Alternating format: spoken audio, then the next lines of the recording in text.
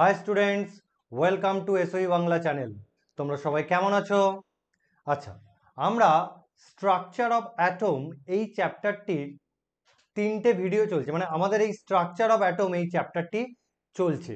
এই চ্যাপ্টারের অলরেডি 3টে ভিডিও তোমরা পেয়ে গেছো। আজকের আসছে লাস্ট পার্টের ভিডিও। আজকের আমরা শিখব পরমাণুর ইলেকট্রন বিন্যাস লেখার নিয়ম। লাস্ট ভিডিওতে আমরা শিখেছি কোয়ান্টাম তত্ত্ব। এই কোয়ান্টাম তত্ত্বের মতো পরমাণুর ইলেকট্রন বিন্যাসও অত্যন্ত গুরুত্বপূর্ণ একটা টপিকস। তাই আমি আশা করছি তোমরা প্রত্যেকে এই ভিডিওটি মনোযোগ দিয়ে সম্পূর্ণভাবে দেখবে।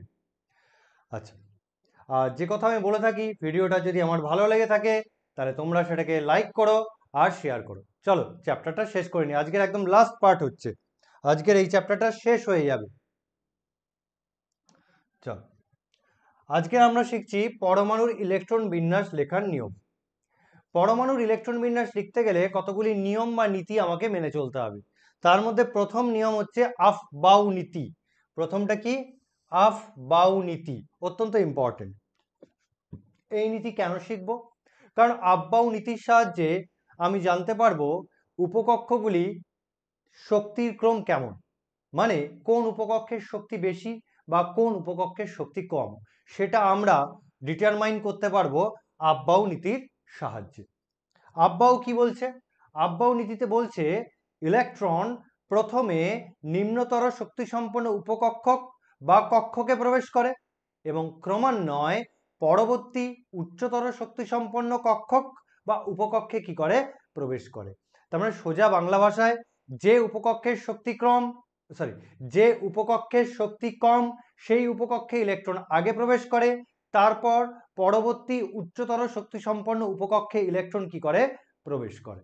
ওকে, তাকে দেখো আফবাউ নীতি তাই লেখা আছে এবং তোমাদের পরীক্ষায় আগে আফবাউ নীতি লিখতে দিত।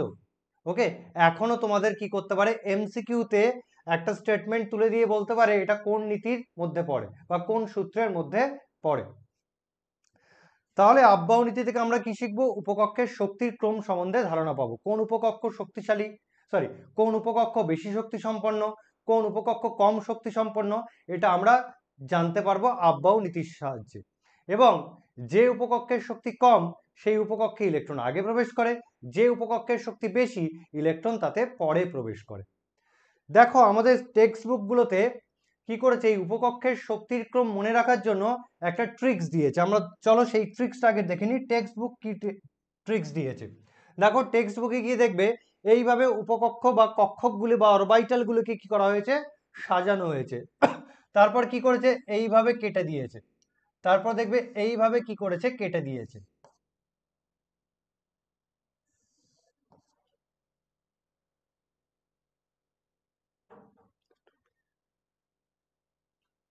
তারপরে এই দেখো এইভাবে কেটে দিয়েছে। এইভাবে কেটে দেওয়ার পর তারপরে এইগুলোকে এইভাবে জুড়েছে। দেখবে এইগুলোকে এইভাবে এসে জুড়েছে। ওকে, এইভাবে ওরা কি করেছে? উপকক্ষগুলিকে তাদের শক্তির ক্রম অনুসারে সাজিয়েছে।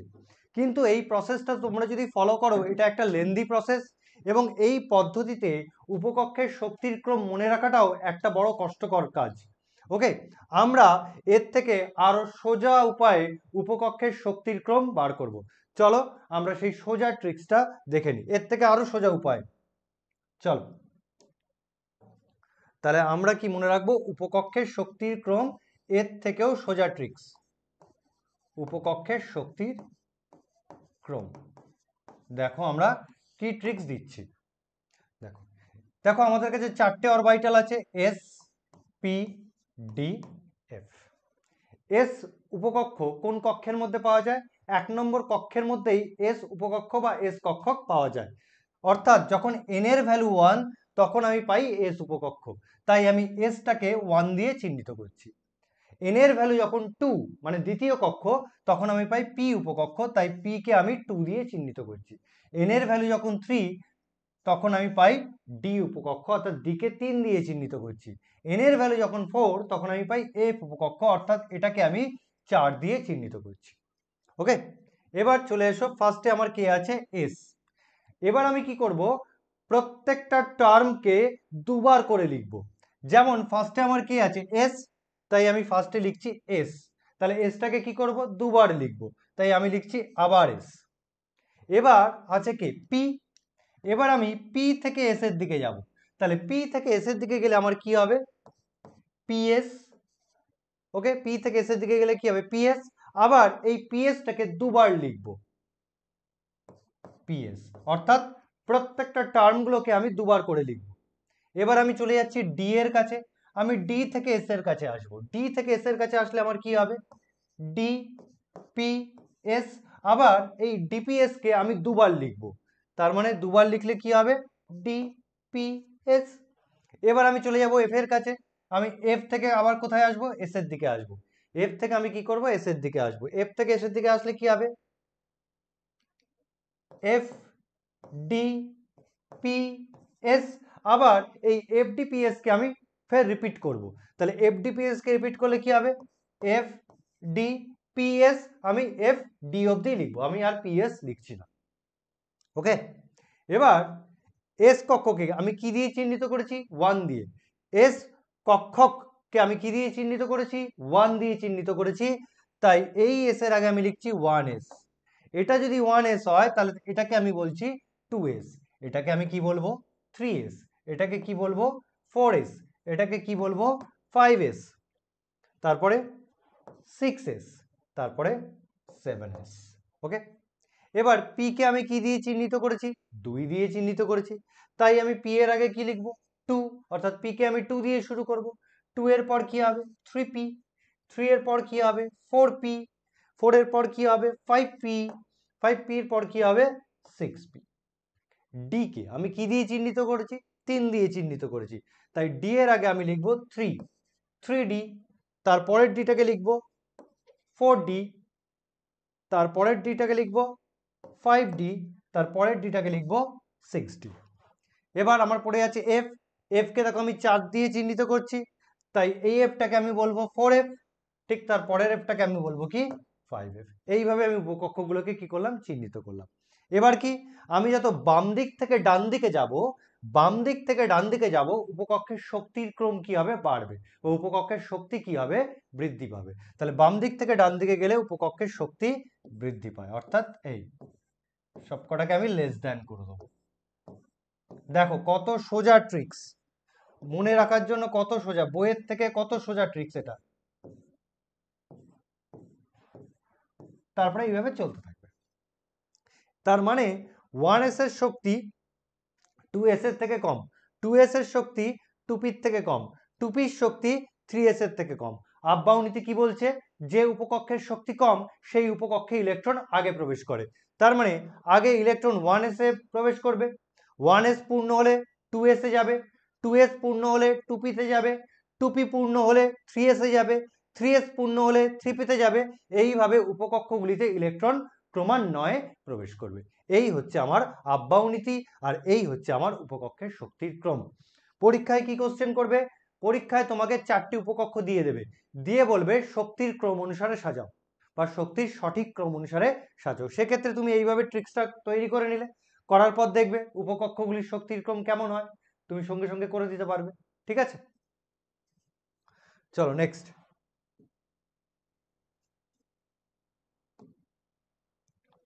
আচ্ছা, এবার আমরা পড়বো সেকেন্ড নিয়ম।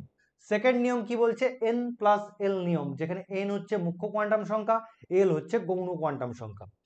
n প্লাস এল এর প্রথম নিয়ম কি বলছে, বলছে n প্লাস এল এর মান বৃদ্ধি পেলে উপকক্ষের শক্তি কি হয়, বৃদ্ধি পায়।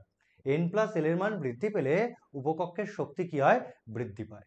আর উপকক্ষের শক্তি যত বেশি হবে ইলেকট্রন তত দেরি করে সেই উপকক্ষে প্রবেশ করবে, কারণ যে উপকক্ষের শক্তি কম সেই উপকক্ষে ইলেকট্রন আগে প্রবেশ করে। 2 নম্বর পয়েন্ট কি বলছে, বলছে দুটি উপকক্ষের n প্লাস এল এর মান যদি সমান হয়ে যায় তখন কি হবে।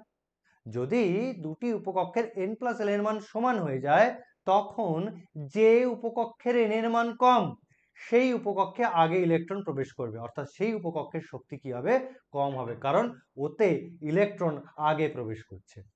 তাহলে এখান থেকে তোমায় কি কোশ্চেন করবে, এখান থেকে তোমাকে বলবে 4s ও 3d, এই দুটোর মধ্যে 4s ও 3d অরবিটালের মধ্যে কোনটিতে ইলেকট্রন আগে প্রবেশ করবে। কোশ্চেন কি করবে, 4s ও 3d উপকক্ষের মধ্যে কোনটিতে ইলেকট্রন আগে প্রবেশ করবে। চলো n+l নিয়ম আমরা ইউজ করি। 4s এর ক্ষেত্রে n+l ভ্যালু। 4s মানে এখানে n এর ভ্যালু কত 4, আর s উপকক্ষের জন্য l এর ভ্যালু কত 0, তাহলে 4 + 0 4। 3d এর ক্ষেত্রে n+l ভ্যালু কি হবে? 3d এর ক্ষেত্রে n এর ভ্যালু হচ্ছে 3, আর d উপকক্ষের জন্য l এর ভ্যালু কত হচ্ছে 2, তাহলে আমার কত আসছে 5। তাহলে দেখো 4s আর 3d এর মধ্যে কার n+l এর মান কম? দেখো 4s এর n+l এর মান কম, 4s এর n+l এর মান কম, অর্থাৎ 4s উপকক্ষের শক্তি কি কম, আর যে উপকক্ষের শক্তি কম সেই উপকক্ষে ইলেকট্রন আগে প্রবেশ করে, তাই ইলেকট্রন আগে 4s উপকক্ষে প্রবেশ করবে, কারণ ওর n+l এর মান কম, তারপরেও 3d উপকক্ষে প্রবেশ করবে। আর যদি তোমাকে চাই উপকক্ষের শক্তি, উপকক্ষের শক্তির ক্রম, তাহলে দেখো 4s এর n+l এর মান কম হওয়ার জন্য 4s উপকক্ষের শক্তি কি কম, তাহলে 4s উপকক্ষের শক্তি 3d থেকে কম, তাই 4s এ ইলেকট্রন আগে প্রবেশ করে, 3d তে ইলেকট্রন পরে প্রবেশ করে। আবার তোমাকে বলে দিল 4p ও 5s এই দুটো অরবিটালের মধ্যে কোনটিতে ইলেকট্রন আগে প্রবেশ করবে। তাহলে চলো 4p এর ক্ষেত্রে n+l ভ্যালু কত হবে? 4p এর ক্ষেত্রে n এর ভ্যালু হচ্ছে 4, আর p উপকক্ষের জন্য l এর মান হচ্ছে 1, তাহলে কত আসছে 5। 5s এর ক্ষেত্রে n+l কত? 5s মানে এক্ষেত্রে n এর ভ্যালু হচ্ছে 5, আর s উপকক্ষের জন্য l এর ভ্যালু কত হচ্ছে 0, কত হচ্ছে 5। তাহলে দেখো 4p আর 5s এই দুটো অরবিটালের ক্ষেত্রে n+l এর মান কি হচ্ছে সমান হচ্ছে। দেখো 4p আর 5s এর ক্ষেত্রে n+l এর মান কি হচ্ছে সমান হচ্ছে। দেখো এখানেই বলে দিয়েছি n+l এর মান যদি সমান হয় তবে যে উপকক্ষের n এর মান কম সেই উপকক্ষে ইলেকট্রন আগে প্রবেশ করবে। তাহলে দেখো 4p উপকক্ষের n এর ভ্যালু কত 4, 5s এর ক্ষেত্রে n এর ভ্যালু কত 5। যেহেতু 4p উপকক্ষের n এর ভ্যালু কম, তাই ইলেকট্রন আগে 4p তে প্রবেশ করবে, তারপরে 5s এ প্রবেশ করবে। আর যদি উপকক্ষের শক্তি দেখি, উপকক্ষের শক্তির ক্রম দেখি, তাহলে কি দেখবো? ইলেকট্রন যেহেতু 4p উপকক্ষে আগে প্রবেশ করছে, তাই 4p উপকক্ষের শক্তি কম, 5s উপকক্ষের শক্তি বেশি। ওকে, এই ধরনের কোশ্চেন তোমাদের n+l নিয়ম থেকে দিয়ে থাকে। চল নেক্সট আমরা পড়বো অত্যন্ত ইম্পর্টেন্ট পাউলির অপবর্জন নীতি, পাউলিস এক্সক্লুশন প্রিন্সিপাল। সেখানে কি বলছে? সেখানে বলছে কোন পরমাণুর যে কোনো দুটি ইলেকট্রনের 4টি কোয়ান্টাম সংখ্যার মান কখনোই একই হতে পারে না। কি বলছে? কোন পরমাণুর দুটি ইলেকট্রনের 4টি কোয়ান্টাম সংখ্যার মান কখনোই একই হতে পারে না। মানে সর্বোচ্চ 3টে কোয়ান্টাম সংখ্যার মান এক হবে, কিন্তু চতুর্থ কোয়ান্টাম সংখ্যার মান কখনোই এক হবে না। মানে দুটি ইলেকট্রনের স্পিন কোয়ান্টাম সংখ্যার মান কখনো এক হবে না, কারণ একটা ইলেকট্রনের ক্ষেত্রে স্পিন ভ্যালু হবে +1, দেখবে আর একটা ইলেকট্রনের ক্ষেত্রে স্পিন ভ্যালু কত হবে -1।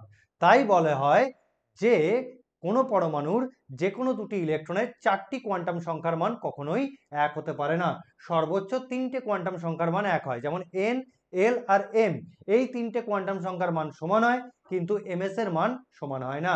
ms এর মান একটার ক্ষেত্রে হয় +1 আর একটার ক্ষেত্রে হয় -1। চলো দেখি, যেটা বললাম আমি দেখে আমি লিখছি 5s2, মানে 5s উপকক্ষে আমার দুটো ইলেকট্রন আছে।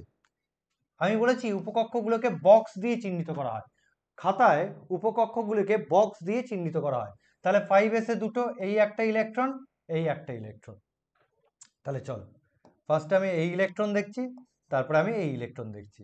তাহলে এই ইলেকট্রনটার ক্ষেত্রে এই ইলেকট্রনটার ক্ষেত্রে n এর ভ্যালু কত হচ্ছে, l এর ভ্যালু কত হচ্ছে, চুম্বকের ভ্যালু কত, ml এর ভ্যালু কত হচ্ছে, আর ms এর ভ্যালু কত হচ্ছে।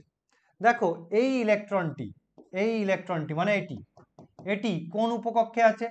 5s উপকক্ষে আছে। 5s উপকক্ষে আছে মানে n এর ভ্যালু কত হবে 5। আবার এই ইলেকট্রনটিও 5s উপকক্ষে আছে, তার মানে এই ইলেকট্রনের ক্ষেত্রে n এর ভ্যালু কত হবে 5। আবার এই ইলেকট্রনটি কোথায় আছে? এস উপকক্ষের মধ্যে আছে, তার মানে এই ইলেকট্রনটির ক্ষেত্রে এল এর ভ্যালু কত হবে? 0। আবার এই ইলেকট্রনটিও এস উপকক্ষে আছে, তাই এই ইলেকট্রনের ক্ষেত্রে এল এর ভ্যালু কত হবে? 0। এল এর মান যদি 0 হয়, এম এল এর মান কত হবে? 0। এল এর ভ্যালু যদি 0 হয়, তাহলে এম এল এর ভ্যালু কত হবে? 0। আবার এর ক্ষেত্রেও এল এর মান 0, তাই এম এল এর মান কি? 0। এবার ইলেকট্রনটা যখন এইভাবে আছে, আমি ধরে নিচ্ছি এর স্পিন ভ্যালু হচ্ছে প্লাস আপ, আর এটার স্পিন ভ্যালু যদি প্লাস আপ হয়, তাহলে এটার স্পিন ভ্যালু অতি অবশ্যই কি হতে হবে? Minus up. তাহলে এটার স্পিন ভ্যালু যদি আমি প্লাস আপ ধরি, এটার স্পিন ভ্যালু আমাকে ধরতে হবে মাইনাস হাফ। এটাকে যদি আমি মাইনাস হাফ ধরতাম, এটাকে ধরতাম কি? Plus half. তাহলে দেখো এই দুটো ইলেকট্রন 5s এর মধ্যে থাকা এই দুটো ইলেকট্রনের তিনটে কোয়ান্টাম সংখ্যার মান সমান, অর্থাৎ n, l আর ml এর মান কি? সমান। কিন্তু ms এর মান সমান না। ms এর ক্ষেত্রে মান কি হয়? একটা প্লাস হাফ, একটা মাইনাস হাফ। ওকে, সেটাই আমাকে পাউলির অপবর্জন নীতিতে বলছে। তাহলে এই নীতির অনুসিদ্ধান্ত কি? এখান থেকে আমি কি অনুসিদ্ধান্তে আসতে পারি? এখান থেকে আমি অনুসিদ্ধান্তে আসতে পারি আমার প্রতিটি কক্ষকে সর্বাধিক দুটি ইলেকট্রন থাকতে পারে। একটা ইলেকট্রনের কি হবে? প্লাস হাফ ভ্যালু হবে, আর একটা ইলেকট্রনের কি হবে? মাইনাস হাফ ভ্যালু হবে। তাহলে প্রতিটি কক্ষকে বা অরবিটালে সর্বাধিক দুটি ইলেকট্রন থাকতে পারে। দেখো তাই আছে। দেখো 5s এর মধ্যে একটা কিসে আছে? প্লাস হাফে থাকছে, একটা কি হচ্ছে? মাইনাস হাফে থাকছে। মানে একটা কক্ষকে দেখো দুটো ইলেকট্রন থাকছে, একটা ইলেকট্রনের প্লাস হাফ ভ্যালু আর একটা ইলেকট্রনের মাইনাস হাফ ভ্যালু। অর্থাৎ এই নীতির অনুসিদ্ধান্ত কি? প্রতিটি কক্ষকে সর্বোচ্চ দুটি ইলেকট্রন থাকতে পারে। সেই অনুসারে এস কক্ষক কটা? আগের দিন বলেছি এস কক্ষক হচ্ছে একটা, তাই এস কক্ষকে সর্বোচ্চ দুটি ইলেকট্রন থাকে। পি কক্ষক কটা? তিনটে, তাই পি কক্ষকে সর্বাধিক কটা ইলেকট্রন থাকবে? 3 × 2 6টা। ডি কক্ষকে সর্বাধিক কটা থাকবে? একই রকম ভাবে 10টা। এফ উপকক্ষে কতগুলো থাকবে? এফ কক্ষকে থাকবে 14টা। দেখবে আগের দিন আমি করিয়ে দিয়েছি, আগের ভিডিওতে তোমরা দেখে নিতে পারবে এটা। তাহলে এই গেল পাউলির অপবর্জন নীতির। এবার আমরা নেক্সট স্লাইডে চলে যাব। এখানে হুন্ডা লিখে ফেলেছে ভুল করে, এখানে হবে হুন্ডের মাল্টিপ্লিসিটি সূত্র। ইংলিশে বলে হুন্ডস রুল। আচ্ছা, এখানে একটু ভুল হয়েছে, সমশক্তি সম্পন্ন হবে, সমশক্তি সম্পন্ন।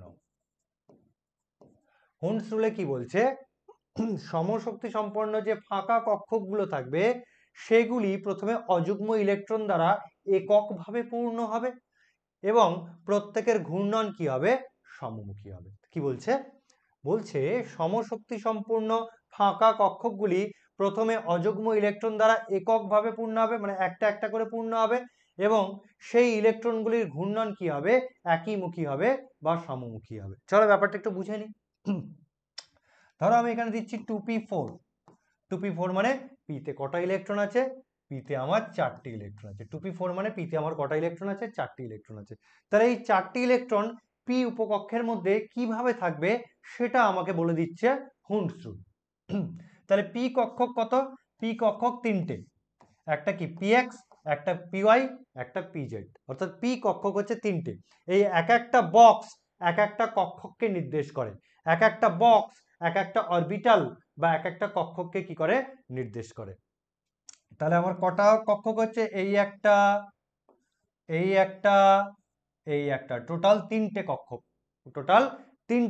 তিনটে ঘর মানে 3টে কক্ষক। হুন্ডস বলছে এই যে 4টি ইলেকট্রন আছে, এই 4টি ইলেকট্রনের মধ্যে প্রথমে এই যে ফাঁকা কক্ষকগুলি আছে, সেই ফাঁকা কক্ষকগুলি প্রথমে একটা করে ইলেকট্রন দ্বারা পূর্ণ হবে। ওকে, মানে এক একটা ঘরে এক একটা করে ইলেকট্রন ফার্স্টে ঢুকবে, এক একটা ঘরে এক একটা করে ইলেকট্রন ফার্স্টে ঢুকবে। তাহলে দেখো 4টের মধ্যে 3টে ইলেকট্রন এইভাবে প্রবেশ করেছে, এবং দেখো প্রত্যেকটা ইলেকট্রনের ঘূর্ণন কি? সমমুখী। দেখো প্রত্যেকটা ইলেকট্রন এইভাবে আছে, মানে প্রত্যেকটা ইলেকট্রনের ঘূর্ণন কি? সমমুখী। তাহলে চারটের মধ্যে তিনটে এইভাবে প্রবেশ করে গেল, পড়ে আছে কি একটা। এবার হুন্স বলছে এক্সট্রা ইলেকট্রন থাকলে তা দ্বারা কক্ষকগুলো কি হয়, জোড়বদ্ধ হয়। তাহলে এখানে এক্সট্রা ইলেকট্রন আছে, তাহলে এক্সট্রা ইলেকট্রন আছে বলে এইভাবে আর একটা ইলেকট্রন কোথায় প্রবেশ করবে, এখানে। তাহলে দেখো এক্সট্রা ইলেকট্রন থাকলে তা দ্বারা কক্ষকগুলো কি হচ্ছে, জোড়বদ্ধ হচ্ছে, এবং প্রথম ইলেকট্রনের ঘূর্ণন আর দ্বিতীয় ইলেকট্রনের ঘূর্ণন কি হবে, বিপরীতমুখী হবে। তাহলে হুন্স কি বলছে, এক্সট্রা ইলেকট্রন থাকলে তা দ্বারা কক্ষকগুলো কি হচ্ছে, জোড়বদ্ধ হবে, এবং প্রথম ইলেকট্রনের ঘূর্ণন এবং দ্বিতীয় ইলেকট্রনের ঘূর্ণন বিপরীতমুখী হবে। তাহলে আমরা কি শিখলাম, আমরা শিখলাম প্রথমে এক একটা ঘর এক একটা ইলেকট্রন দ্বারা পূর্ণ হবে, এবং সেই ইলেকট্রনগুলির ঘূর্ণন কি হবে, সমমুখী হবে। এক্সট্রা ইলেকট্রন যদি থাকে তা দিয়ে কক্ষকগুলো কি হবে, জোড়বদ্ধ হবে, এবং প্রথম ইলেকট্রনের ঘূর্ণন এবং দ্বিতীয় ইলেকট্রনের ঘূর্ণন কি হবে, বিপরীতমুখী হবে। অর্থাৎ টুপিতে চারটে ইলেকট্রন ঠিক এইভাবে কি হবে, প্রবেশ করবে। তাহলে 1 2 3, চতুর্থটা এইভাবে এসে জোড়বদ্ধ করলো, এবং এই দুটো ইলেকট্রনের ঘূর্ণন কি হবে, বিপরীতমুখী হবে। It is the correct electronic arrangement within টুপি সাবশেল। তার মানে এটা হচ্ছে কারেক্ট। যদি ইলেকট্রন এইভাবে প্রবেশ করতো, না, ইলেকট্রন এইভাবে প্রবেশ করবে না, কারণ এখানে দেখো একটা ঘর কি হয়েছে, ফাঁকা থেকে গেছে। চারটে ইলেকট্রন আছে, তবু আমার একটা ঘর কি হয়ে গেছে, ফাঁকা থেকে গেছে, সেটা করলে হবে না। অর্থাৎ it is wrong arrangement, it is the correct arrangement. অর্থাৎ কোনো ঘরকে ফাঁকা ছাড়া যাবে না, আগে অপূর্ণ মানে আগে ফাঁকা কক্ষকগুলোকে একটা করে ইলেকট্রন দিয়ে পূর্ণ করে দিতে হবে। ওকে, এইভাবে কোনো ঘরকে ফাঁকা ছেড়ে যাওয়া যাবে না। এবার ধরো তোমাকে দিল D7 সিস্টেম। ডিতে কতগুলো কক্ষক আছে, ডিতে 5টা আছে, 1 2 3 4 5, অর্থাৎ 5টা ঘর প্রথমে একটা ইলেকট্রন করে পূর্ণ হবে। অর্থাৎ এখানে আমার 7টা ইলেকট্রন আছে। ডিতে কতগুলো কক্ষক, 5টা, অর্থাৎ প্রত্যেকটা ঘর প্রথমে একটা করে ইলেকট্রন দিয়ে পূর্ণ হবে। তাহলে 1 2 3 4 5, এবং প্রত্যেকটার ঘূর্ণন কি, সমমুখী। এবার দেখো 5টা ইলেকট্রন চলে যাওয়ার পর আমার পড়ে আছে দুটো ইলেকট্রন, অর্থাৎ দুটো ইলেকট্রন আমার এক্সট্রা আছে। তাহলে সেই দুটো ইলেকট্রন কি করবে, এইভাবে ঢুকবে 6 7, কিভাবে ঢুকলো, 6 7, এবং দেখো এক্সট্রা ইলেকট্রন দ্বারা কক্ষকগুলো কি হলো, জোড়বদ্ধ হলো, এবং প্রথম ইলেকট্রনের ঘূর্ণন আর দ্বিতীয় ইলেকট্রনের ঘূর্ণন বিপরীতমুখী হলো। প্রথম ইলেকট্রনের ঘূর্ণন আর দ্বিতীয় ইলেকট্রনের ঘূর্ণন বিপরীতমুখী হলো। It is the correct electronic arrangement. এটাই আমাকে বলে দিল কে, হুন্স বলেছে এইভাবেই কক্ষকগুলির মধ্যে ইলেকট্রন প্রবেশ করে। চলো, তাহলে আমাদের হুন্ডের সূত্র শেখা হয়ে গেল। নেক্সট, এবার আমরা শিখব extra stability of half field এবং ফুললি ফিল্ড অরবিটাল। দেখা গেছে ইলেকট্রন দ্বারা অর্ধেক ভর্তি এবং ইলেকট্রন দ্বারা সম্পূর্ণরূপে ভর্তি কক্ষকগুলি বা উপকক্ষগুলি অত্যন্ত সুস্থিত হয়, এবং সেই সঙ্গে সঙ্গে পরমাণুর ইলেকট্রন বিন্যাসও কি হয়, সুস্থিত হয়। দেখো তাই লিখেছি, অর্ধপূর্ণ সম্পূর্ণরূপে ভর্তি কক্ষকগুলি কি হয়, অত্যন্ত সুস্থিত হয়, এবং তার জন্য পরমাণুর ইলেকট্রন বিন্যাস অত্যন্ত সুস্থিত হয়। কেন হয়, কারণ কি, কারণ কি, কারণ হচ্ছে এক্সচেঞ্জ এনার্জি, কারণ হচ্ছে এক্সচেঞ্জ এনার্জি। ওকে, এক্সচেঞ্জ এনার্জি যত বেশি হবে অরবিটালের স্টেবিলিটি কি হবে, তত বেশি হবে। এক্সচেঞ্জ এনার্জি যত বেশি হবে অরবিটালের স্টেবিলিটি কি হবে, তত বেশি হবে। তাহলে এই এক্সচেঞ্জ এনার্জি কি, তাহলে আমি এখানে ফার্স্টে নিচ্ছি একটা D4 সিস্টেম, আর এখানে নিচ্ছি একটা D5 সিস্টেম। দেখো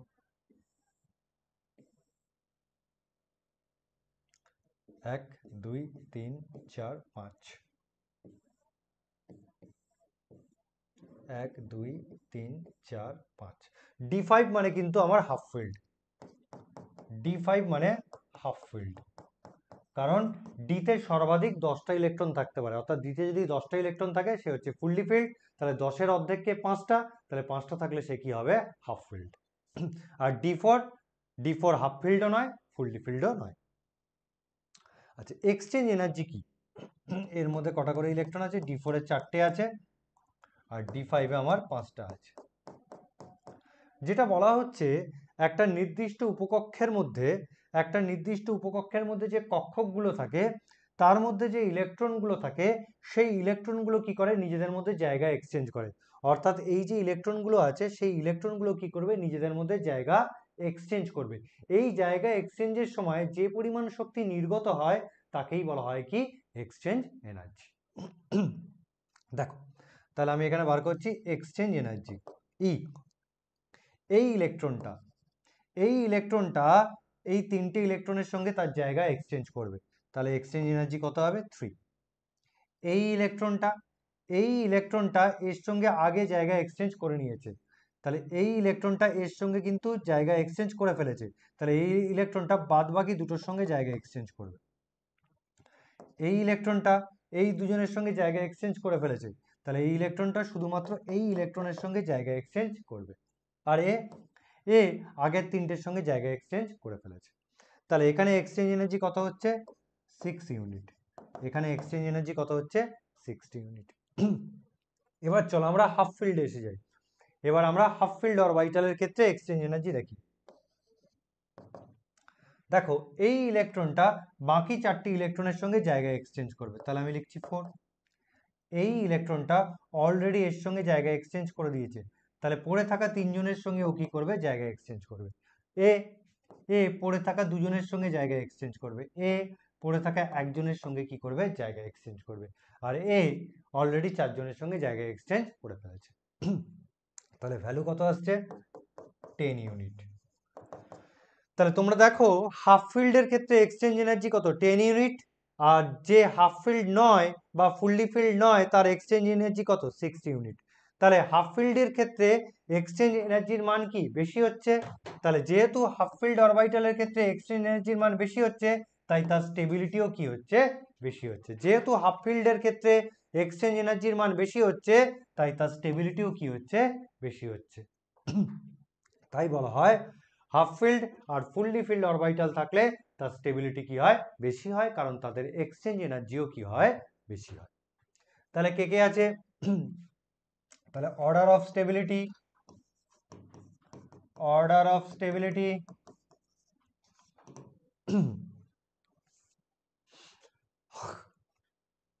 আচ্ছা অর্ডার অফ স্টেবিলিটি কি হবে, ধরো আমার কাছে আছে P3, ওকে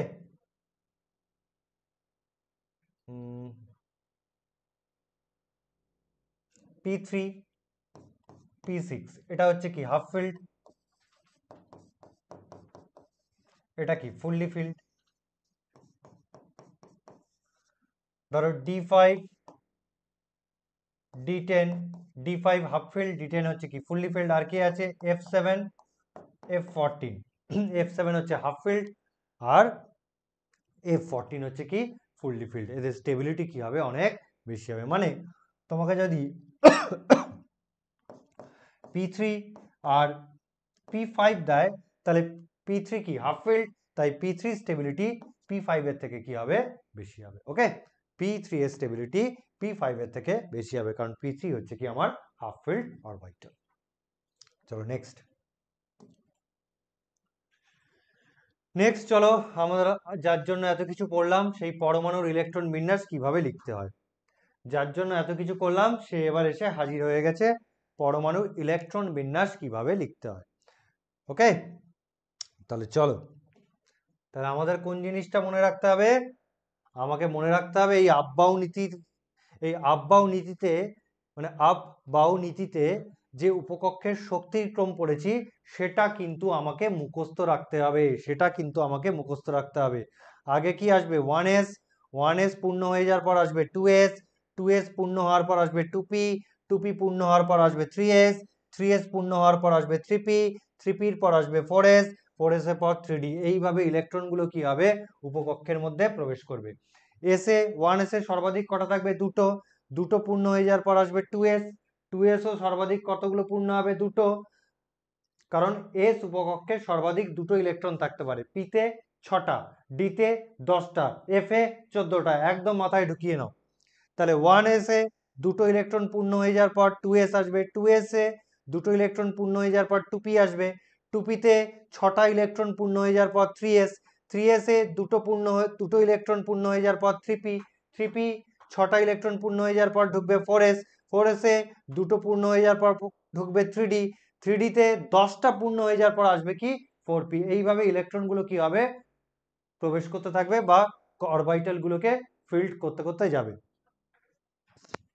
তাহলে আমাদের এই ক্রমটাকে কিন্তু মনে রাখতে হবে, 1s, তারপরে কি হবে 2s 2p, তারপরে হবে 3s 3p, তারপরে হবে 4s 3d, তারপরে হবে 4p 5s। এইভাবে ইলেকট্রনগুলো প্রবেশ করতে থাকবে। তাহলে চলো আমরা এবার ইলেকট্রন বিন্যাসে ঢুকে যাই।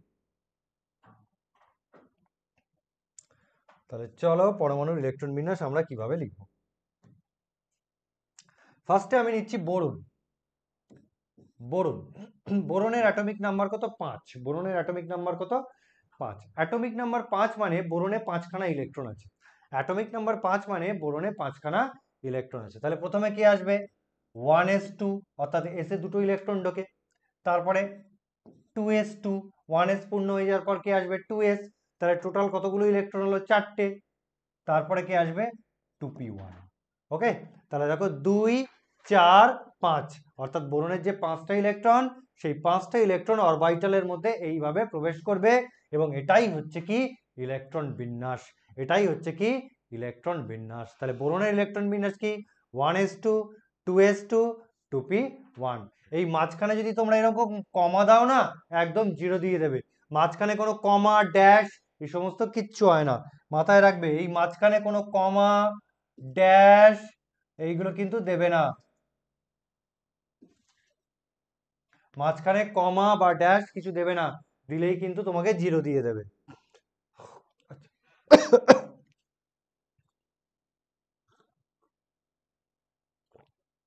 এবার চলে আসি কার্বন।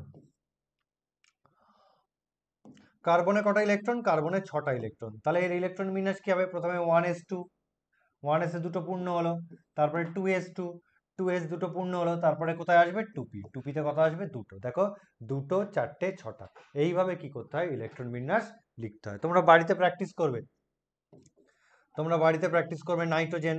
আর চেষ্টা করবে 1 থেকে 37 পর্যন্ত পরমাণু ক্রমাঙ্ক মুখস্থ করবে। 1 থেকে 37 পর্যন্ত পরমাণু ক্রমাঙ্ক মুখস্থ করবে। অক্সিজেন, ওকে, ফ্লুরিন প্র্যাকটিস করবে। নিয়ন, নিয়ন কত? 10। নিয়ন কত? 10। তাহলে কি হবে 1s2, 2s2, চারটে হলো। পিতে কটা? পিতে 6টা থাকতে পারে, তাহলে 2p6। পিতে সর্বাধিক 6টা থাকতে পারে। তাহলে নিয়নের ইলেকট্রন বিন্যাস কি হলো 1s2, 2s2, 2p6, 10। দেখো 10টা ইলেকট্রন হয়ে গেছে। তারপরে চলে এসো আমরা সোডিয়ামের ইলেকট্রন বিন্যাস লিখবো। সোডিয়ামের পরমাণু ক্রমাঙ্ক কত? 11। কতগুলো ইলেকট্রন আছে? 11খানা ইলেকট্রন আছে।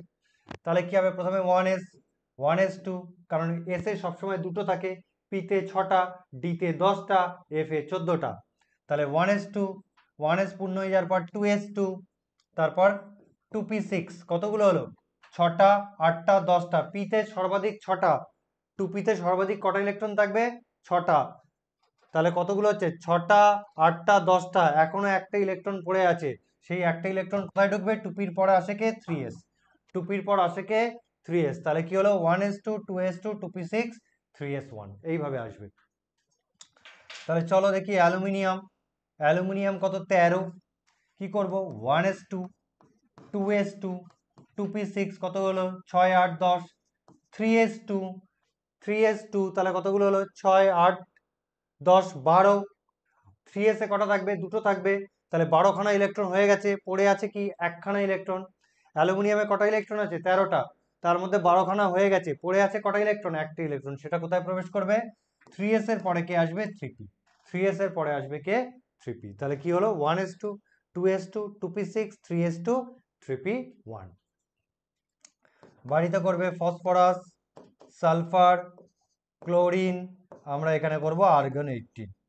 আর্গনে কি হচ্ছে দেখো 1s2, তারপরে কি হবে 2s2, তারপরে 2p6, তারপরে 3s2, তারপরে 3p6। দেখো 18টা ইলেকট্রন হয়ে গেছে।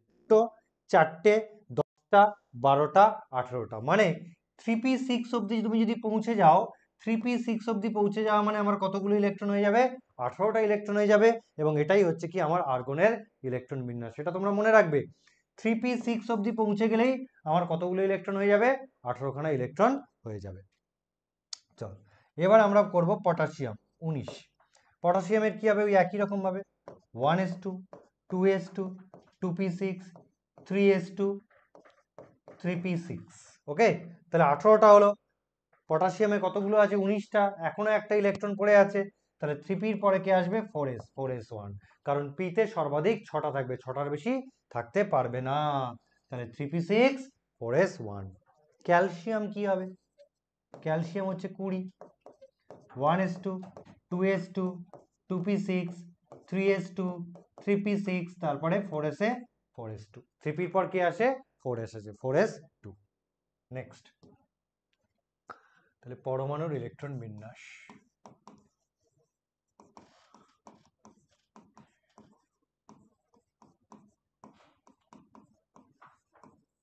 পরমাণুর ইলেকট্রন বিন্যাস, চলো তাহলে আমরা পটাশিয়াম অবধি শিখলাম। এবার শিখবো স্ক্যান্ডিয়াম। 21। স্ক্যান্ডিয়াম কত? 21। স্ক্যান্ডিয়ামে কি হবে? আগের মতো 1s2 2s2 2p6 3s2 3p6। 3p6 অবধি কটা ইলেকট্রন হবে? 18টা। আমি বলেছি 3p6 অবধি এসে দাঁড়িয়ে যাবে। 3p6 অবধি কটা ইলেকট্রন হলো? 18টা। এবার কি হবে? 4s2 কতগুলো হলো? 20টা। তারপরে 3d1, তাই তো? 4s এর পর কি আসে? 3d আসে, তাহলে 4s2 3d1। তুমি যদি পরীক্ষায় এরকম লেখো 4s2 3d1, তাহলে তোমার ভুল হয়ে যাবে। তাহলে তোমার ভুল হয়ে যাবে। তুমি ঠিকই করেছো, তবুও তোমার ভুল হয়ে যাবে। তাহলে ঠিকটা কি হবে?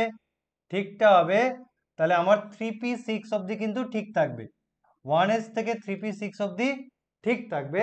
তারপর আমি কি করব? যখনই আমি দেখব 3d তে ইলেকট্রন ঢুকছে, যখনই আমি দেখব 3d তে ইলেকট্রন ঢুকছে, যেমন আগেরটায় দেখো, আগেরটায় কোনো 3d আসেনি, 4s আছে, তাই p এর পর কে এসছে? 4s এসছে। কিন্তু যখনই তুমি দেখবে 3d তে ইলেকট্রন আসছে, তখন p6 অবধি হওয়ার পর আগে লিখবে 3d, তারপরে লিখবে 4s। আগে লিখবে 3d, তারপরে লিখবে 4s। কেন?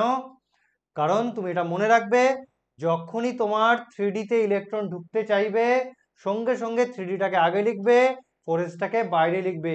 তার কারণ ইলেকট্রন যেমন 4s এ আগে প্রবেশ করে, তেমনি 4s থেকে ইলেকট্রন আগে বেরিয়ে যায়। তাই ধরে নেওয়া হয় 4s হচ্ছে বাইরের কক্ষ। কি বললাম? ইলেকট্রন যেমন 4s এ আগে প্রবেশ করে, তেমনি ইলেকট্রন 4s থেকে আগে বেরিয়ে যায়। তাই ধরে নেওয়া হয় 4s উপকক্ষ হচ্ছে বাইরের কক্ষ। তাই যখনই ইলেকট্রন 3d তে ঢুকতে চাইবে, 3d তে ঢুকতে চাইবে, সঙ্গে সঙ্গে 3dটাকে আগে লিখবো, 4sটাকে পরে লিখবো। কারণ ইলেকট্রন যেমন 4s এ আগে প্রবেশ করে, তেমনি 4s থেকে আগে বেরিয়ে যায়। তাই ধরে নেওয়া হয় 4s বাইরের কক্ষ। তাহলে এত অবধি আমার কতগুলো হলো? 18টা। তারপরে 4s2 20টা, 3d1, এইভাবে লেখা হবে। This is the correct, this is the correct. চলো এবার আছি ভ্যানাডিয়াম। ভ্যানাডিয়াম কত? 23। কত হবে? আগের মতো 1s2 2s2 2p6 3s2 3p6, তারপরে কাকে লিখবো? 3d, তারপর হচ্ছে 4s। 18টা হলো। আমার লাগবে কটা? 23টা। মানে 23 - 18 করলে কত হয়? 5টা। তাহলে 18টা, 2 20টা, আর 3 23টা। ভ্যানাডিয়ামের পরমাণু ক্রমাঙ্ক হচ্ছে 23, ইলেকট্রন সংখ্যাও 23। ওকে, এটাকে তোমরা দেখবে বইতে এইভাবেও দিয়েছে। আর্গন, থার্ড ব্র্যাকেটে argon 3d3 4s2, argon 3d3 4s2। অর্থাৎ নিষ্ক্রিয় গ্যাসের সাহায্যে এইভাবে ইলেকট্রন বিন্যাস লেখা হয়। নিষ্ক্রিয় গ্যাসের সাহায্যে এইভাবে ইলেকট্রন বিন্যাস লেখা হয়। নিষ্ক্রিয় গ্যাসকে থার্ড ব্র্যাকেটের মধ্যে রাখা হয়, রেখে ইলেকট্রন বিন্যাস লেখা হয়। থার্ড ব্র্যাকেটের মধ্যে আর্গন মানে কি বোঝাচ্ছে? থার্ড ব্র্যাকেটের মধ্যে আর্গন মানে আমাকে 18টা ইলেকট্রন এখানেই দেখিয়ে দিচ্ছে। থার্ড ব্র্যাকেটের মধ্যে আর্গন আছে মানে আমাকে বুঝে নিতে হবে এর মধ্যে কতগুলো ইলেকট্রন আছে? 18টা, তারপরে 2 20টা, আর 3 23টা। এইভাবেও ইলেকট্রন বিন্যাস লেখা হয়। এবার চলে আসি ক্রোমিয়াম। ক্রোমিয়ামের 24। কি হবে? আমি ওরকম লিখছি, আর্গন, আর্গন মানে কটা ইলেকট্রন হয়ে গেল? 18টা ইলেকট্রন হয়ে গেল। তারপরে কি? 3d 4s। আর্গন মানে কটা ইলেকট্রন? 18টা ইলেকট্রন। 18 2 20 আর 3d 4। তাহলে 18 2 20 আর 3d 4, 24। অর্থাৎ ক্রোমিয়ামের পরমাণু ক্রমাঙ্ক কত? 24। আমি যদি এইরকম ইলেকট্রন বিন্যাস লিখি না, আমাকে সঙ্গে সঙ্গে এইভাবে কেটে দেবে, আমাকে সঙ্গে সঙ্গে এইভাবে কেটে দেবে। দিস ইজ দ্য ভুল ইলেকট্রনিক কনফিগারেশন। এটা হচ্ছে আমার ভুল ইলেকট্রনিক কনফিগারেশন। তাহলে ক্রোমিয়ামের ক্ষেত্রে ইলেকট্রনিক কনফিগারেশন কি হবে দেখে নাও। ক্রোমিয়ামের ক্ষেত্রে হবে আর্গন, ওকে, তারপরে কি লিখবো 3d4s। আর্গন মানে কটা ইলেকট্রন? 18টা। আমি এখানে 3d4 4s2 না লিখে আমি লিখবো 4s1 3d5। আমি 3d4 4s2 না লিখে আমি লিখবো কি 4s1 3d5। কেন d5 লিখলাম?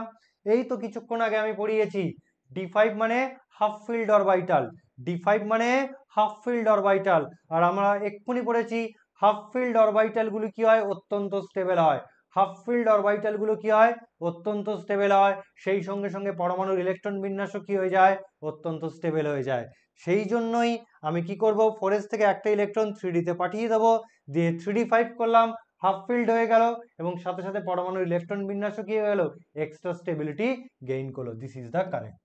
ওকে, তাই ক্রোমিয়াম পরীক্ষায় আসে, তাই ক্রোমিয়ামটা আমি বক্স করে দিচ্ছি, এটা হচ্ছে আমার ব্যতিক্রম। ক্রোমিয়ামটা আমি বক্স করে দিলাম, এটা হচ্ছে আমার ব্যতিক্রম।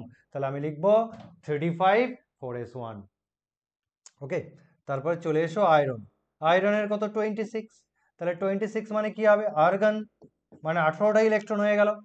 তারপরে 3d4s, এই অবধি মানে কত? 18টা, 20টা, আর 6 26টা, কারণ আয়রনের পরমাণু ক্রমাঙ্ক কত? 26। ওকে, আয়রনের পর আমি কোথায় আসব? আয়রনের পর আমি আসব নিকেল। নিকেলের কত? 28টা। নিকেলের কত? 28টা। তার মানে আর্গন, আর্গন মানে কতগুলো বোঝাচ্ছে? 18টা বোঝাচ্ছে। তারপরে 3d4s কতগুলো আছে? 28খানা ইলেকট্রন আছে। এখানে কতগুলো? 18টা, 2-এ 20টা, আর 3d তে 8খানা, 28টা হয়ে গেল। এবার আমরা চলে আসবো কপার। কপার হচ্ছে 29।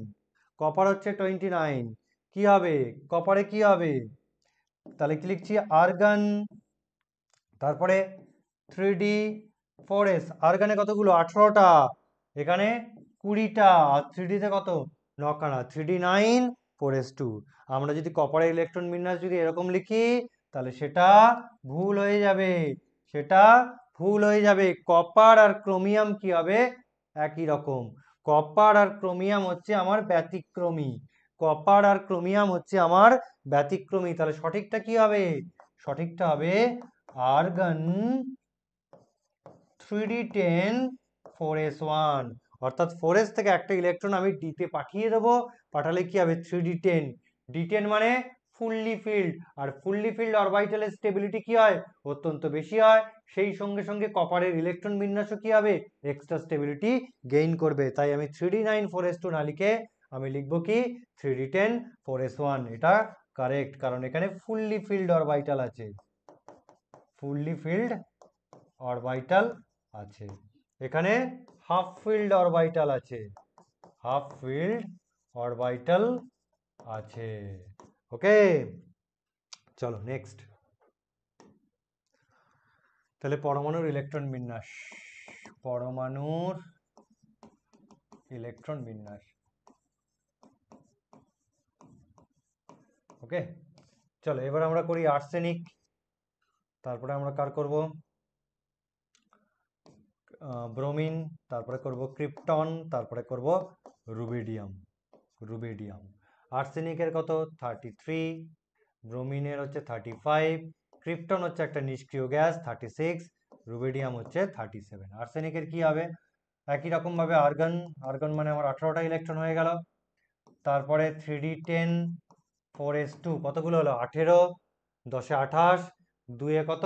30, 4s এর পর কি আসবে? 4p, 4p3। ওকে, তাহলে দেখো 18, 28, 30, 33। ব্রোমিন কি হবে?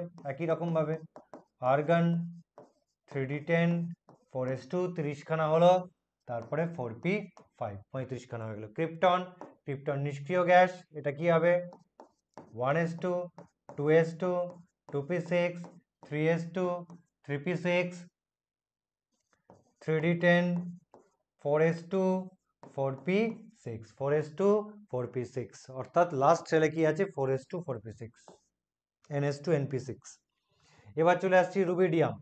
রুবিডিয়ামের আগে আছে কি? ক্রিপ্টন। তাহলে এটাকে লিখছি থার্ড ব্র্যাকেট দিয়ে ক্রিপ্টন। কি লিখলাম? থার্ড ব্র্যাকেট দিয়ে ক্রিপ্টন। আমি বলেছি ইলেকট্রন বিন্যাস কি করা হয়, নিষ্ক্রিয় গ্যাসকে থার্ড ব্র্যাকেটের মধ্যে রেখে লেখা যায়।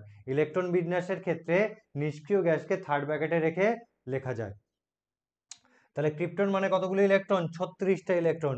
ক্রিপ্টন মানে 36টা ইলেকট্রন। রুবিডিয়ামের ইলেকট্রন কতগুলো, 37 খানা।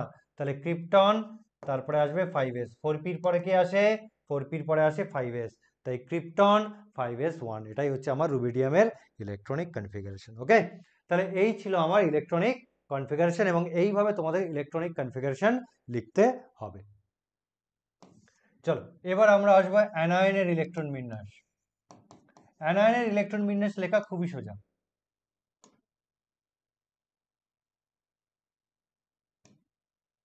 চলো এবার আমরা আসবো অ্যানায়নের ইলেকট্রন বিন্যাস। দেখো কিভাবে লিখছি, ধরো আমি নিচ্ছি S2-, কি নিলাম, S2-। সালফারের পরমাণু ক্রমাঙ্ক কত, 16।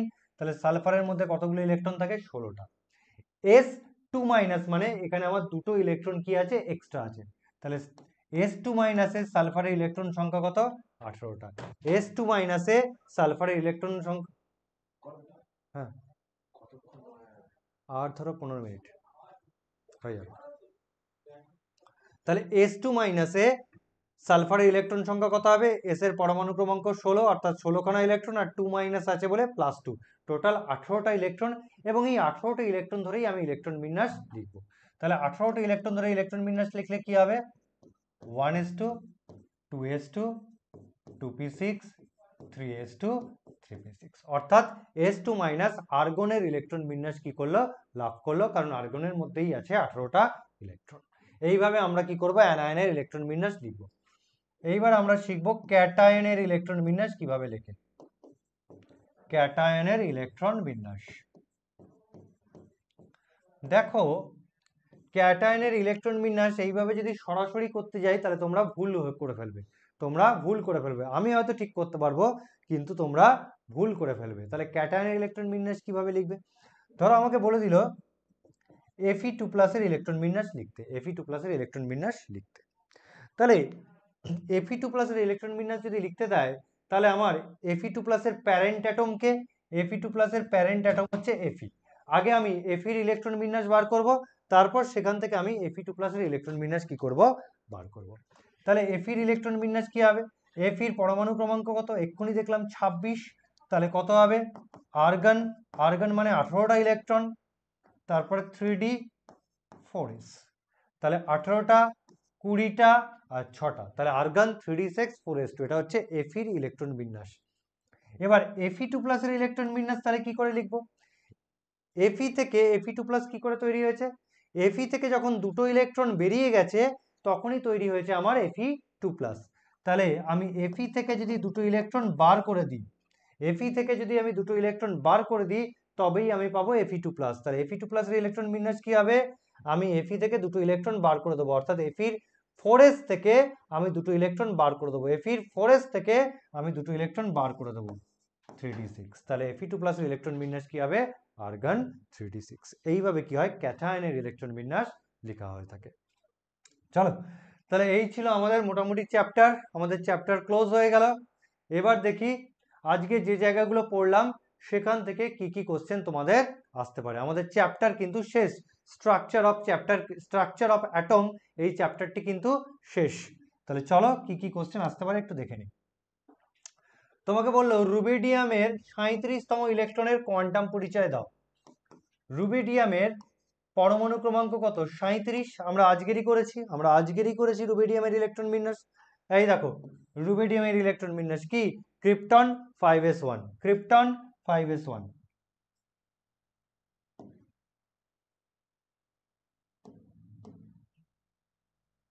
তাহলে চলো রুবিডিয়ামের ইলেকট্রন বিন্যাস আমরা বার করে নিই।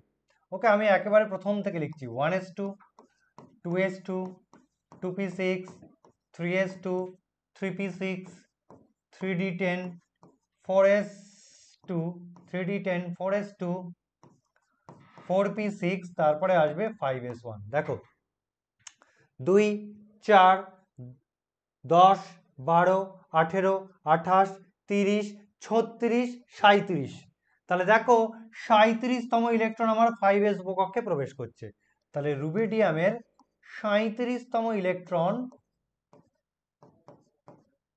5s উপকক্ষে প্রবেশ করে, 5s উপকক্ষে প্রবেশ করে। ওকে, আমাকে কি চেয়েছে? 37তম ইলেকট্রনের কোয়ান্টাম পরিচয় দাও। তাহলে রুবিডিয়ামের 37তম ইলেকট্রন 5s উপকক্ষে প্রবেশ করে। তাহলে 37তম ইলেকট্রন কোথায় প্রবেশ করছে? 37তম ইলেকট্রন এইভাবে 5s উপকক্ষে প্রবেশ করছে। তাহলে ইলেকট্রনটা যেহেতু 5s উপকক্ষে প্রবেশ করছে, তাহলে এর ক্ষেত্রে n এর ভ্যালু কত হবে? মুখ্য কোয়ান্টাম সংখ্যা 5, 5s মানে n এর ভ্যালু কত? 5, অর্থাৎ ইলেকট্রনটার ক্ষেত্রে মানে এই 37তম ইলেকট্রনের ক্ষেত্রে n এর ভ্যালু কত? 5, অর্থাৎ মুখ্য কোয়ান্টাম সংখ্যা কত? 5। এই 37তম ইলেকট্রনটা কোন উপকক্ষে প্রবেশ করছে? s উপকক্ষে প্রবেশ করছে, অর্থাৎ l এর ভ্যালু কত হবে? 0। l এর ভ্যালু কত হবে? 0। l এর ভ্যালু যদি 0 হয় তাহলে ml এর ভ্যালু কত হবে? 0। l 0 হলে ml ও কি হয়? 0 হয়। তাহলে ms কত হবে? তাহলে ms হয় আমি একে প্লাস হাফ ধরবো অথবা আমি একে ধরবো মাইনাস হাফ। হয় আমি ওকে প্লাস হাফ ধরবো, নয় আমি ধরবো মাইনাস হাফ। তাহলে কোয়ান্টাম পরিচয় কি হচ্ছে? তাহলে এর কোয়ান্টাম পরিচয় কি হচ্ছে? কি লিখতে পারি? 5 0 0 প্লাস হাফ। কি লিখতে পারি? 5 0 0 প্লাস হাফ, অথবা কি লিখতে পারি? 5 0 0 মাইনাস হাফ। তাহলে এটাই হচ্ছে কি রুবিডিয়ামের 37তম ইলেকট্রনের কোয়ান্টাম পরিচয়। বাড়িতে করো সোডিয়ামের 11তম ইলেকট্রনের কোয়ান্টাম পরিচয় লেখো। নেক্সট কোশ্চেন, তোমাকে বলছে Fe2+ আর Fe3+ আয়নের মধ্যে কে বেশি সুস্থিত? এটা Cu2+। Fe2+ ও Fe3+ আয়ন জোড়ের মধ্যে কে বেশি সুস্থিত? কি করে বার করব? আমি কি বলেছি? ক্যাটায়নের ইলেকট্রন বিন্যাস বার করতে গেলে ওর প্যারেন্ট অ্যাটমের ইলেকট্রন বিন্যাস বার করতে হয়।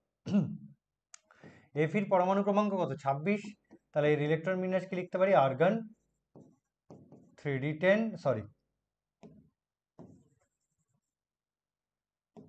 Argon 3d6 4s2। এটাই হচ্ছে Fe ইলেকট্রন বিন্যাস। তাহলে Fe2+ এর ইলেকট্রন বিন্যাস কি হবে? Fe থেকে যদি দুটো ইলেকট্রন বেরিয়ে যায় তাহলেই আমার Fe2+ হবে। তাহলে ওর ইলেকট্রন বিন্যাস কত হবে? 3d6। আর Fe থেকে যদি আমি তিনটে ইলেকট্রন বার করে দিই তাহলেই আমি পাবো Fe3+ এর ইলেকট্রন বিন্যাস। তাহলে এখান থেকে যদি আমি তিনটে ইলেকট্রন বার করি, 4s থেকে দুটো বেরোবে আর 3d থেকে একটা বেরোবে। তাহলে এর ইলেকট্রনিক কনফিগারেশন কি হবে? 3d5। দেখো Fe3+ এ কি আছে? d5। d5 মানে হাফ ফিল্ড, d5 মানে হাফ ফিল্ড। আর হাফ ফিল্ড অরবিটাল থাকলেই তার স্টেবিলিটি কি হয়ে যাবে? বেড়ে যাবে। হাফ ফিল্ড অরবিটাল থাকলেই তার স্টেবিলিটি কি হয়ে যাবে?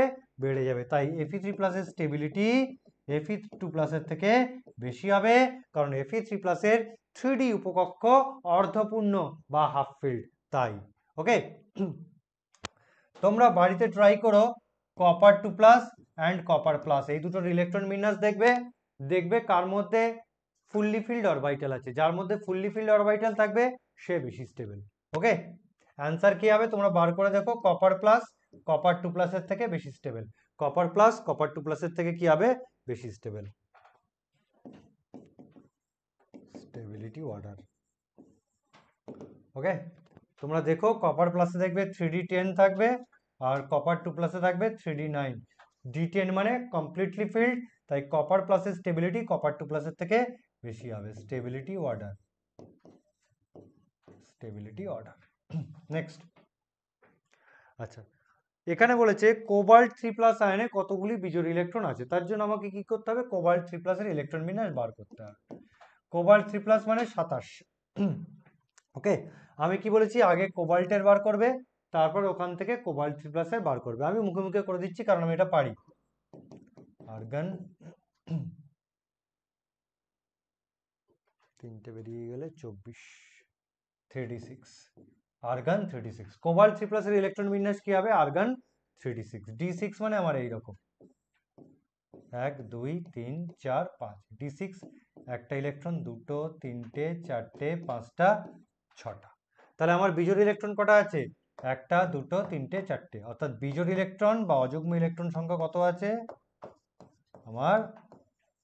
কত আছে? একটা, দুটো, তিনটে, চারটে। 4টি আমার বিজোড় ইলেকট্রন আছে। এইভাবে এইগুলো কি করতে হয়, বার করতে হয়। নেক্সট, আচ্ছা এখানে বলেছে নিচের কোয়ান্টাম সেট অনুযায়ী সর্বোচ্চ কতগুলি ইলেকট্রন থাকবে। আচ্ছা আমরা জানি প্রত্যেকটি কক্ষকে সর্বাধিক কটা ইলেকট্রন থাকে, 2টি। প্রত্যেকটি কক্ষকে সর্বাধিক কটা ইলেকট্রন থাকে, 2টি।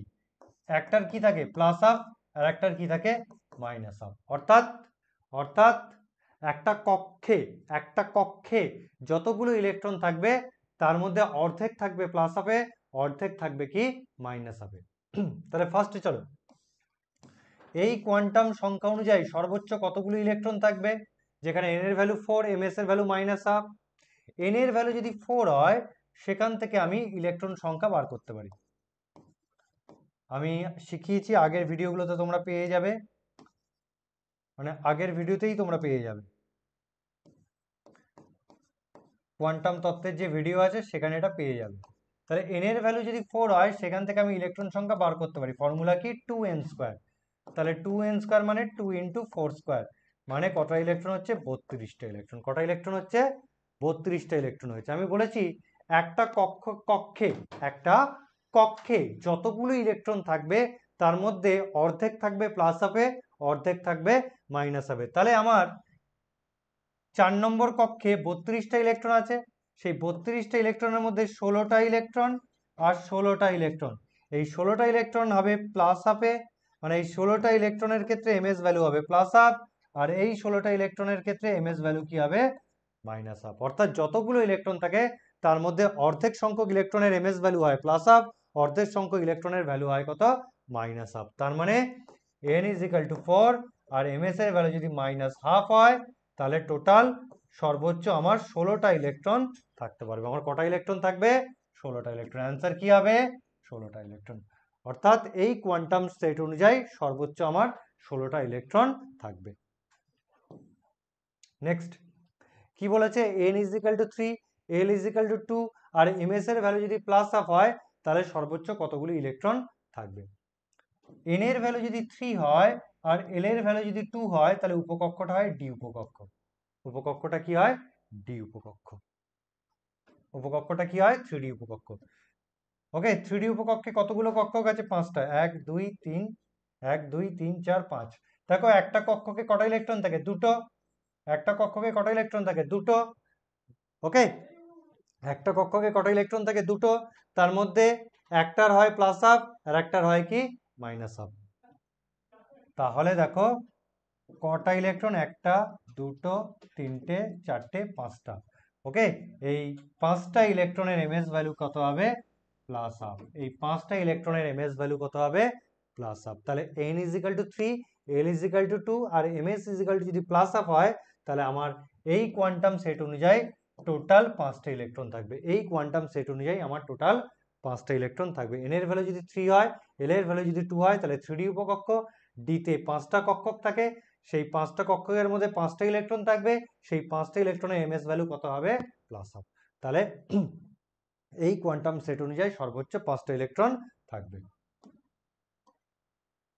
চলো তারপরে কি বলেছে, পটাশিয়াম এর মধ্যে কতগুলি ইলেকট্রনের n প্লাস l ভ্যালু, পটাশিয়ামের কতগুলি ইলেকট্রনের n প্লাস l ভ্যালু কি হয় 4 হয়। চলো দেখে নি, এইরকম কোশ্চেন দিলে কি করতে হবে, আমাকে ইলেকট্রন বিন্যাস বার করতে হবে। 1s2, 2s2, 2p6, 3s2, 3p6, 4s1। দেখো 4s এর ক্ষেত্রে n প্লাস l কত হবে, 4s এর ক্ষেত্রে n এর ভ্যালু 3 আর p এর জন্য l এর ভ্যালু কত 4। 3s এর ক্ষেত্রে হবে 3 প্লাস 0 3, অর্থাৎ 3p আর 4s এর ক্ষেত্রে n প্লাস l ভ্যালু কত হচ্ছে 4। 3p আর 4s এর ক্ষেত্রে n প্লাস l ভ্যালু কত হচ্ছে 4। তাহলে 3p তে কটা ইলেকট্রন আছে 6টা, 4s এ কটা ইলেকট্রন আছে একটা, টোটাল 7টা ইলেকট্রনের n প্লাস l ভ্যালুর মান কত হবে 4 হবে। তাহলে টোটাল 7টা ইলেকট্রনের n প্লাস l ভ্যালু 4 হবে। চলো এবার দেখো উপকক্ষগুলিকে তাদের শক্তির সঠিক ক্রম অনুসারে সাজাও। ওকে, তাহলে দেখো 6p, 6p এর ক্ষেত্রে n প্লাস l ভ্যালু কত হবে 6 plus 1 is equal two 7। 5d এর ক্ষেত্রে n প্লাস l ভ্যালু কত হবে 5 plus 2 is equal two 7। 6s এর ক্ষেত্রে কি হবে n plus L value 6 plus 0 is equal two কত হবে 6 4f 4f এর ক্ষেত্রে n প্লাস এল ভ্যালু কত হবে 4 প্লাস 3 ইজিক্যাল টু 7।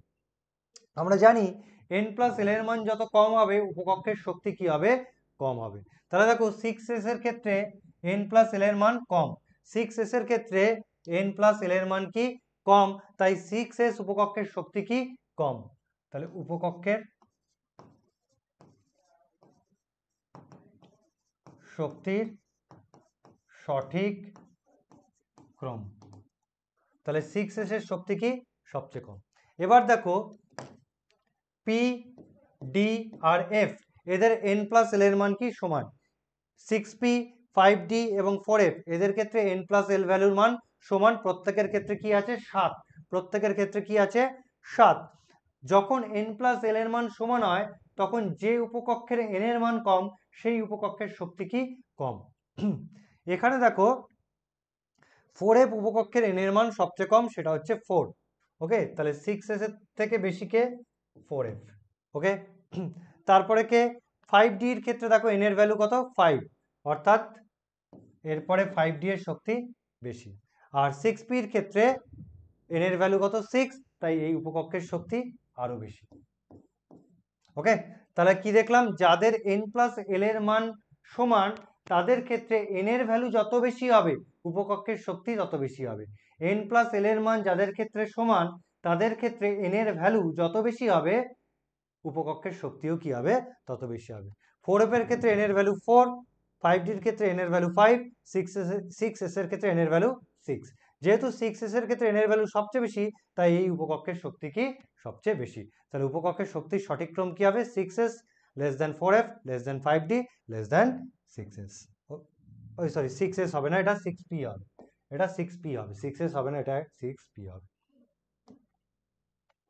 চলো আজকের এই অবধি থাকলো, থ্যাংক ইউ সবাইকে। তাহলে আজকের আমরা চ্যাপ্টারটা পুরোপুরি শেষ করলাম।